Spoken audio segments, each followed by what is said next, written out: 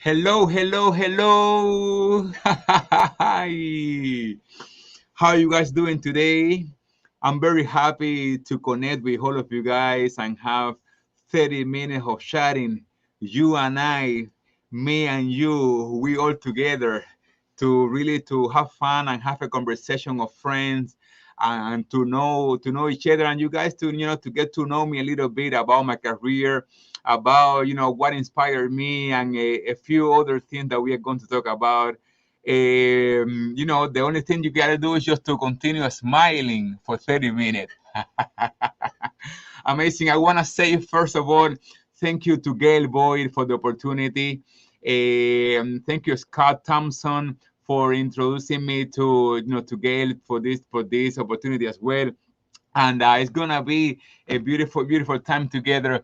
I want to start saying that when I was growing up, I had a piano at home that in many ways saved me because growing up in a neighborhood neighborhood in Havana where all my friends they were playing baseball outside, and we were having people were having a lot of fans, and in Latino country you can have all the kids playing the street and stuff.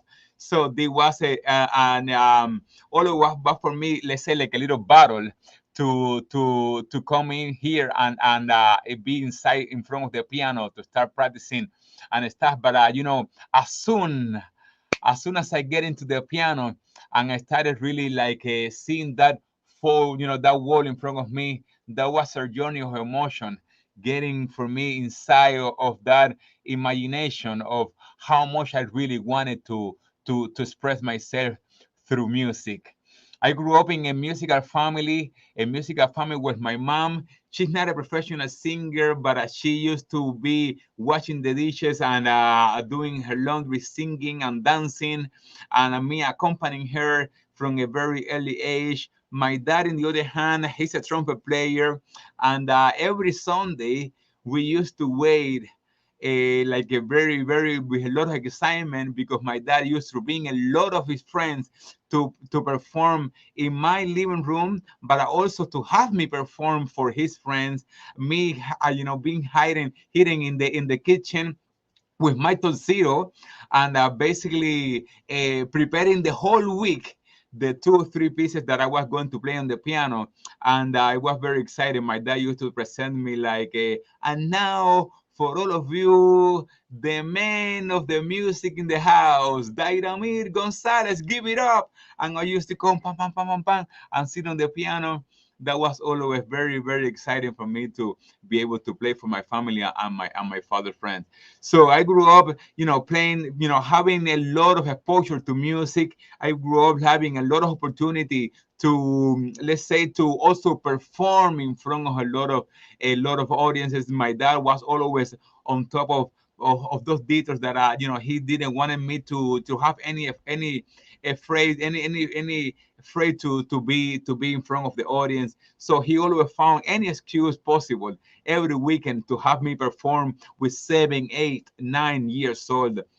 And but in Cuba, we come from a system that with 8 years old you start preparing and getting to the elementary school of music. And I was very fortunate to be able to be part of that generation of kids in the late 80s, 1988, 1990, to get into the music school and have a very rigid European classical music education.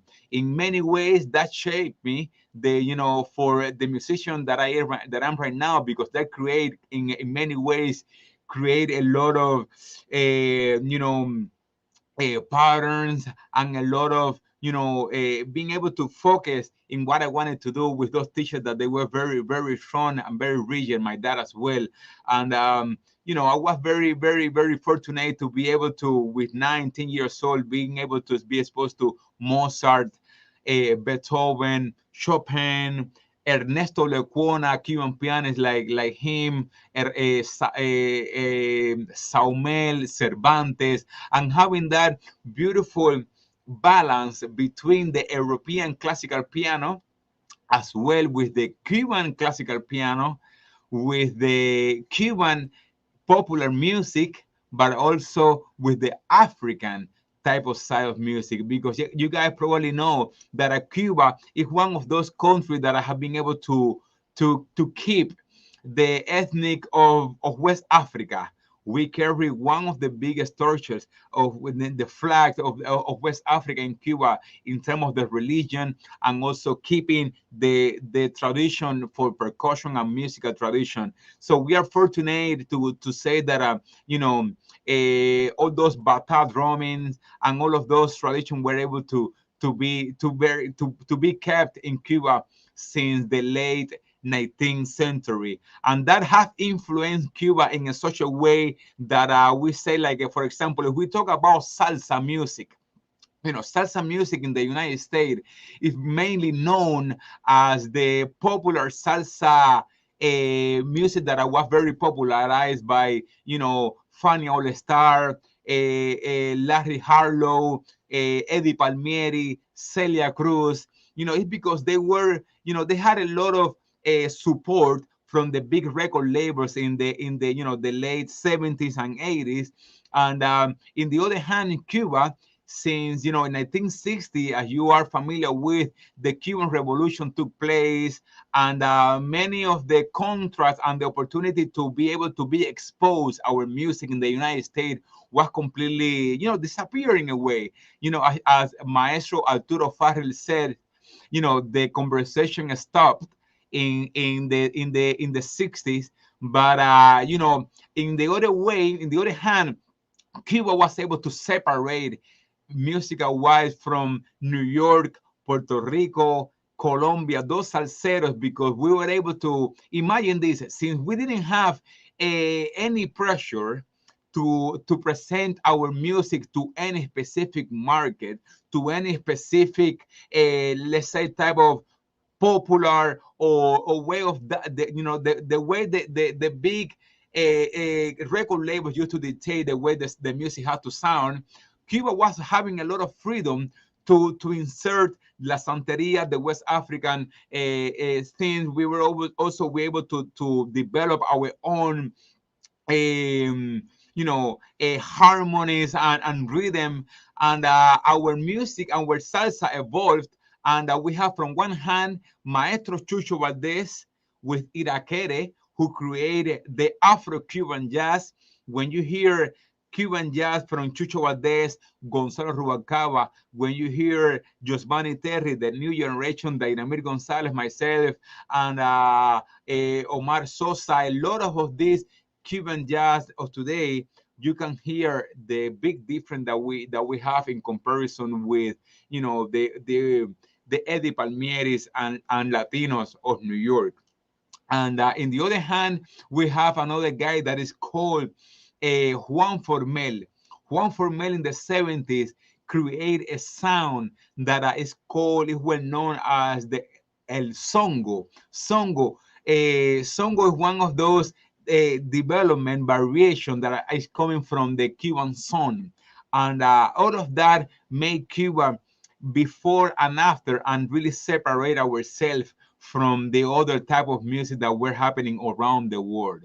And nowadays, we are very proud to say that we are one of those countries who has a lot of who have influenced a lot of other cultures, from American cultures, a culture from, let's say, the music in Latin America have also been influenced by Cuba. So we are a powerhouse that we have a lot of, let's say, responsibility to continue spreading that legacy.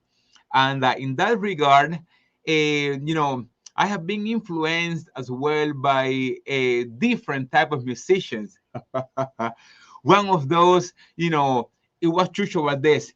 Chucho Valdez was the first Cuban pianist that I heard, and really, really put a perspective of me of how I wanted to sound, blending classical music as well with popular Cuban music, and blending all of that with New York music, and make the Afro-Cuban jazz that Chucho Valdez making an for me has been one of the biggest influences. The same for American jazz. I will say that Chick Corea was also one of the biggest influences. All those pentatonic and all of way of Korea composing really got into my mind and really spread my way of checking out what my composition, the direction of my compositions. The same way, compositional wise, I will say that a weather report. I will say as well that I have a big influence from Yellow Jacket and Chick Corea Electric Band.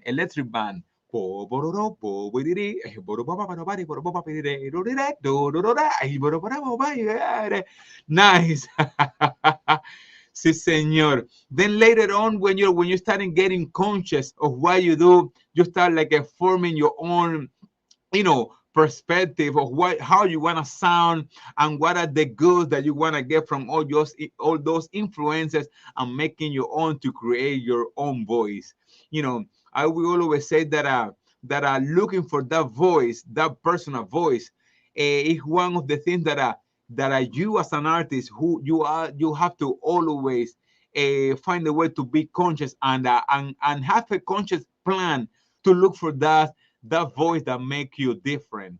Because I always say that voice comes from understanding who you are in the way that who you are also social wise, artistic wise, cultural wise, family wise. What was the type of music that you were listening when you were growing up? What was the type of venues that you were exposed when you were growing up? How was your relationship with your instruments? How was that connection, that voice connection, inner voice connection to connect with you and your instrument when you were growing up? If you are able to be conscious about it, that will really will create that mark that make you unique, that make you who you are.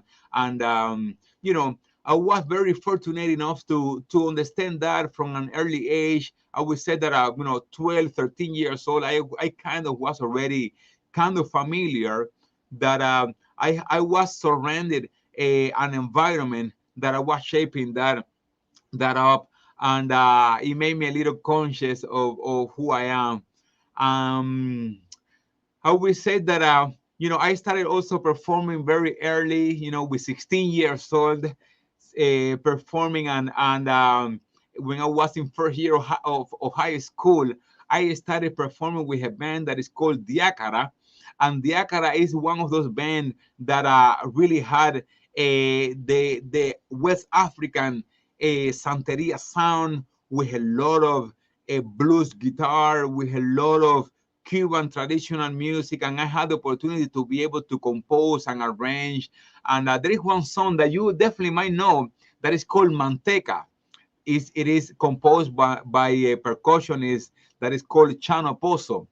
Ba ba ba da ba ba da ba ba ba ba ba da ba bo ba da ba ba ba ba da ba ba da ba ba ba da do do ba do do ba do do bo. So I remember that I was able to make an arrangement for that manteca, and I have four horns, and I remember making the counterpoint between the flute, trumpet one, alto, and tenor, with the piano and guitar. Ba ba ba da ba be do bo ba do bi de ba da da bo bi de ba da ba de be. So all of the counterpoints really enrich that arrangement. And every time I come back to Havana, Diacar is still in place performing in this famous jazz club, the Jazz Cafe in Havana. And it's always nice when I get there and I hear my 16 years old arrangement that still is in place. Sí, señor. Then continue growing up. I got into, I would say 2007, I made a big tour in Spain, performing with Maestro Chucho Valdés, Bebo Valdés, and a great Spanish singer that is called Diego El Cigala. And in that tour, I performed in a big venue in Zaragoza, Spain, along with Chucho Valdés and Bebo, and that opened the door to be checked by a performing right organization in Spain that is called SGAE, SGAE, SGAE, and it is similar to ASCAP and BMI here in the United States. So with SGAE, I was able to open the door to come to the United States and applied to Berkeley College of Music. And that was a very funny story. If you wanna hear it, and it won't be too long. I promise. The thing is like, but it's always good and nice to say that. The thing is like I was on tour performing with a band that is called Habana de Primera, and I heard the news that this guy opened the um, scholarships for members of this guy to come to Berkeley College of Music. And I said, listen, I'm a black man from Havana, Cuba, and doesn't matter if I'm talented. I don't think that Berkeley is gonna be for me. Can you imagine? Berkeley is like the dream school to attend to. Me going to Berkeley, I really didn't believe that was going to do made for me.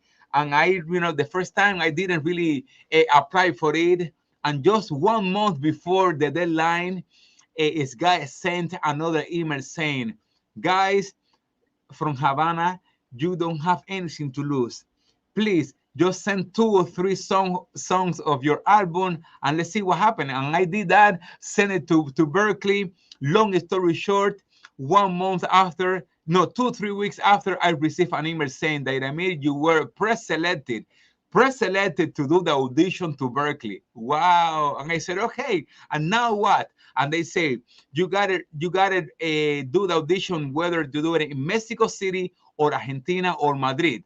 So I was thankful enough that the Cuban Minister of Culture, for me as 7 more Cubans, help us to pay the ticket to go to Mexico City and do the audition there. And then it was very nice. I was the only the only Cuban accepted coming from Havana, going to Berkeley, and it was like a major dream come true. Then it came to the another challenge, the challenge of really getting to the language and understanding all of those different type of musical languages that are, for me, harmony have always been taught in Spanish. And now imagine to now all of a sudden, instead of saying do mayor con la quinta disminuida, now it's C major with C major sharp 5. Instead of do séptima con la oncena aumentada, it's now C7 sharp 11. Wow, it's amazing. It's like what that is something like that took me a lot of time to really get into that, into the language of musical language at Berkeley.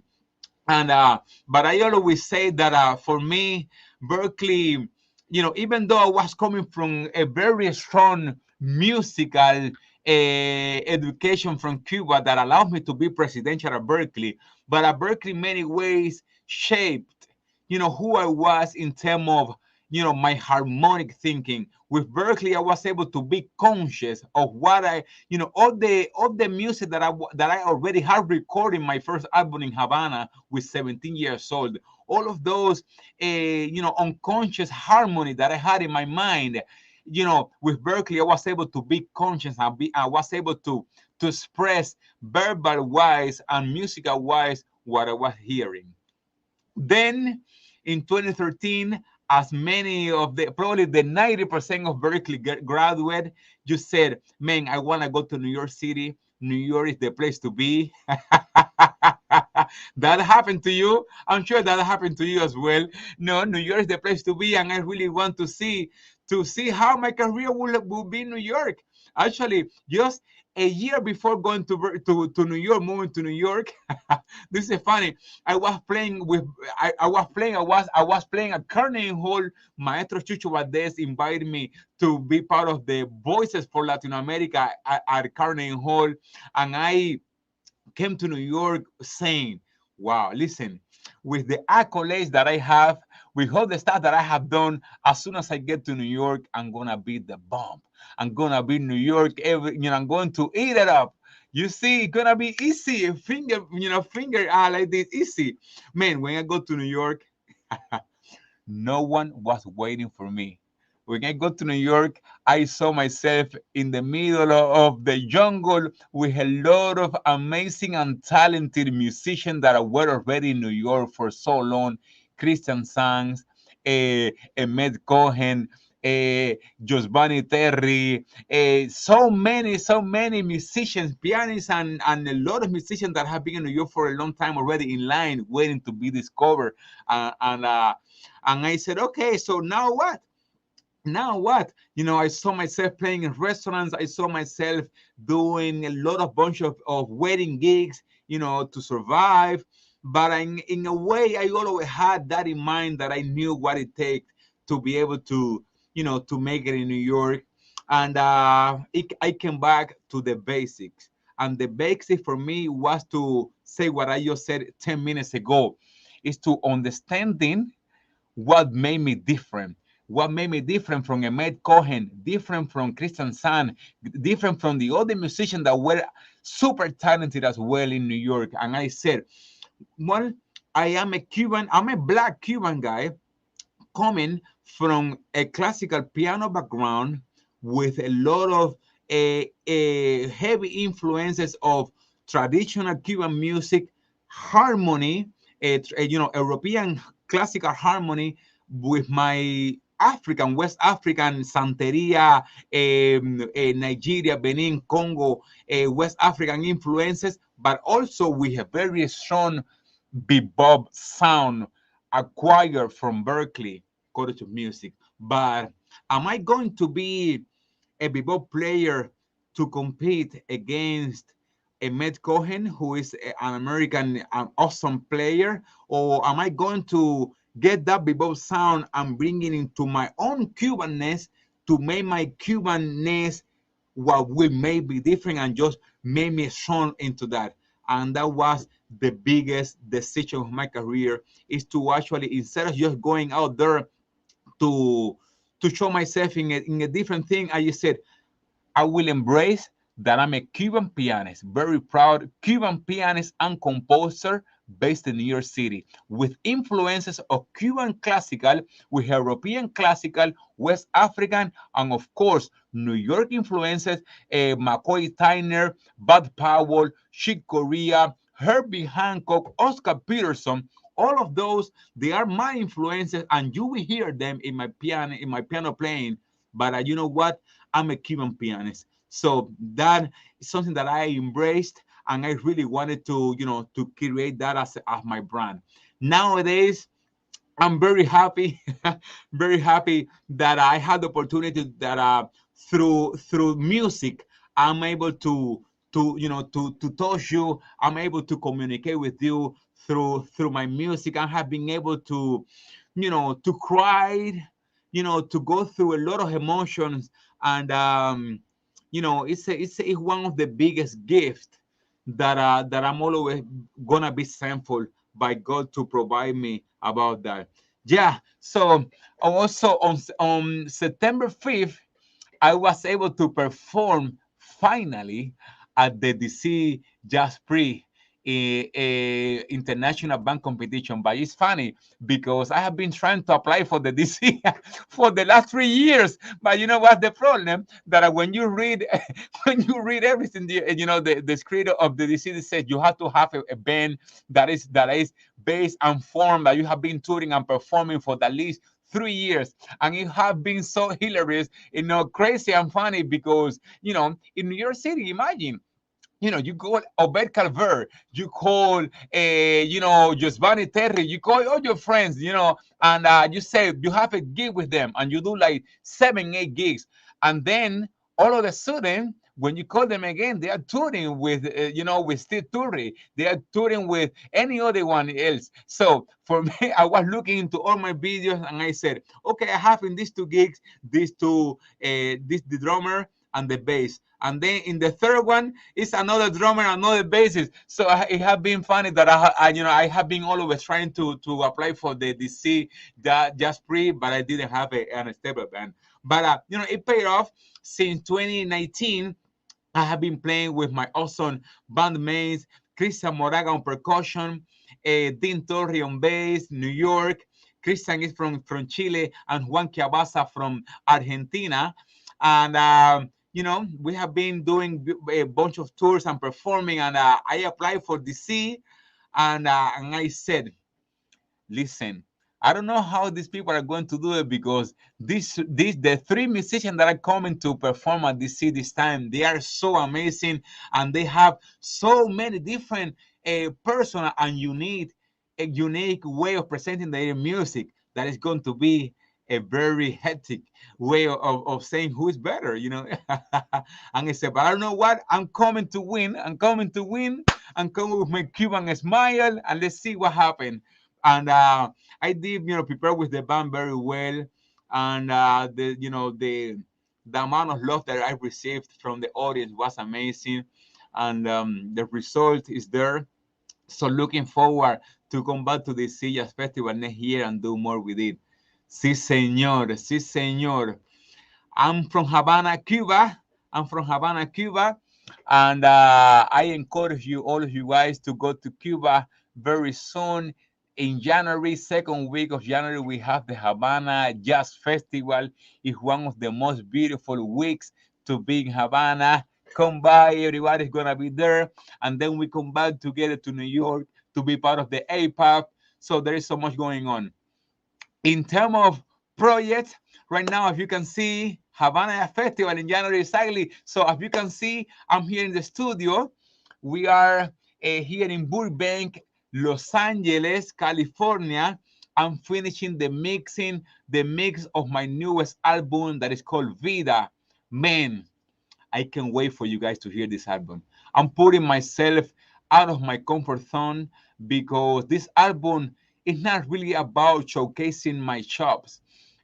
They will be there, they will be there, but it's mostly to really experience a lot of different sonic sounds about Dayramir. This one is coming with a lot of different electronic, with a lot of different mugs, with a lot of different a production. So you will have my Afro-Cuban jazzness with a lot of hot meters, with a lot of musical musicianship, but at the same time, sonic wise, you will hear that this one is a little bit like, this is not the acoustic Dayramir that I used to hear. This one is gonna be a little more electronic, and so let's see what happens. Let's see what happens. How you guys are going to hear this album, Vida. Vida is called Live. It's an album really like made to say thank you to la vida. Gracias a la vida que me ha dado tanto. Thank you to life that have really gave me so much. And I'm always very thankful, because I have been very fortunate to say that through music, I have been able to express a lot of emotions, of, through music. Tribute to Juan Formello Bamban. There is available. It's already available online digitally for in all the platforms, but it's gonna be November 20th, also available to purchase as a physical album. But today in 30 minutes, 3 p.m. LA time, 6 p.m. New York, go to my YouTube channel, Dayramir Gonzalez Oficial. Okay, Dayramir Gonzalez Official in YouTube. We are premiering the documentary of Dayramir Gonzalez tribute to Juan Formello Bambam of this album. This documentary really embraced the whole process of checking out Los Bambam. If you're not familiar with Los Bambam, you gotta really get to it. Los Bambam is one of the most well-known Cuban jazz bands, or Cuban bands of all time. So it's like considered the Rolling Stone of Cuba. So I made a tribute. This band, as in nature, is a salsa band, but I make a tribute to Los Bambam from a concert hall perspective. Imagine to listen to Los Bambam from the Lincoln Center. So this Bambam coming with symphony orchestra, with a lot of flute, oboes, colors, symphonic colors, but at the same time it's coming with funk, with a big band reduction in the horn, 6 horns, a string, a chamber string orchestra, a lot of colors. So I encourage you to go there to iTunes, Spotify, Apple Music, and listen to my newest album, Dayramir Gonzalez, tribute to Juan Formel y Los Bam. But today, in 30 minutes, it's gonna be the premiere of this, the documentary of this album. Check it out, Dayramir Gonzalez officially in YouTube, 6 p.m. Eastern Time. I love you. You can find me anywhere. And when you see me, please say hi, okay? We are having on December 3rd in New York City the press conference of this album in the West Village through my website. Just get there. And that's it. Smiles. Love you. Hugs, a lot of music. Continue pursuing your dreams. Make them listen. Make them listen. Continue. This is a race that is a long-term race. It's not something that is not a speed race. It's a race for people who continue to embrace that you know that you are unique, that you are special, that you are wanted, that you are a king and a queen, that have a mission to continue sharing your love through your art with the world. If they are not listening, you continue working hard. Eventually they will. Be passionate. I love you. I will see you soon. Okay? Bye.